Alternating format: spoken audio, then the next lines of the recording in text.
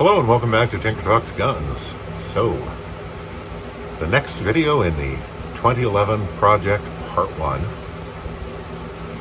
And I often have, in the past, probably far too often, said that I learned gunsmithing by trial and error. It was often a trial and largely an error. Nonetheless, at this point, I have put together a 1911 or two, generally with very good results. And that is in no small part due to this book, the complete 1911 assembly guide. And this is available for on Amazon.com for $32. If you're going to put together a 1911 or multiple 1911s, get it. It is invaluable. And this is not a sponsored thing. Walt doesn't even know I'm plugging his book. It's genuinely that useful. And it can help you out of a tight spot on occasion. Sadly, it could not help me out of the tight spot I put myself in on the 2011 project. Because the slide and barrel are now paperweights. Because I made a noob mistake. They say measure twice, cut once. Well, I measured twice, but I measured wrong. And as a result, well, let's show you on the tabletop. In any sort of craft, they tell you to measure twice, cut once. And I did measure multiple times with a high quality precision instrument. And what they don't tell you is that, if you don't measure right, it doesn't work. So, random 1911 barrel.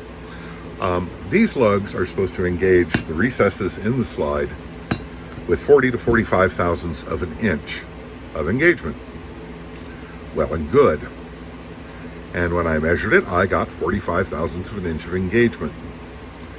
And so I thought I was good to go. But the problem is I measured wrong. I was measuring the full travel of the barrel, not the amount of engagement I actually had between the locking lugs and the slide, which it turned out was only 25 thousandths. So as a result, I fired my first shot and the gun jammed up. So I took it home, cleared that. Cursory inspection did not show anything particularly wrong. Made some very minor tweaks here and there and put it back together and took it back to the range and put 100 rounds through it. And it started jamming up and sticking with the slide locked to the rear. And I took it home and there were large pronounced metal burrs here and here, caused by the inadequate engagement. And I was pretty sure I was boned. So I cleaned off the burrs, did some refitting on the barrel, fitted it correctly this time, made sure I had 45 thousandths of engagement, and took it back to the range and fired it, and the locking lugs peened again. So I consulted Walt Kuzak and his friend John, and slide's a paperweight. It will never again function as a 1911 slide. And the barrel probably sustained damage and is no longer safe to use either. So yay me, that's several $100s I'm out.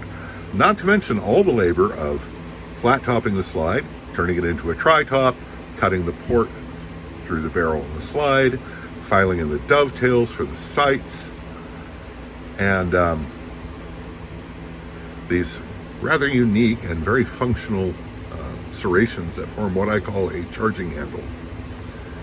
All very cool stuff, all now a complete waste of time, effort, and labor. Yay me. So, that's where we're at. I have to wait until I can afford a new slide and barrel, which is several $100s, and ouch. Everybody screws up, and Lord knows I'm no exception. Even the most cursory examination of my life will make abundantly clear. And this book is a vital resource. it can save you from very expensive mistakes unless you're a dumbass and measure things wrong like me. And I know it has been endlessly useful to me. So, I just have to now wait until I can afford to replace the slide and barrel and start all over again. Now, part 2 of the 2011 project, the second gun, is going just fine, and I am fitting it slowly with excruciating care. And yes, it has 45 thousandths of an inch of engagement, actual engagement on the locking lugs. So, and I'm going to have everything at least mostly working before I put all that effort into modifying the slide. Live and learn. Anyway, that's where we're at. So I hope this finds you well. Stay safe, take care, and we'll talk to you again real soon.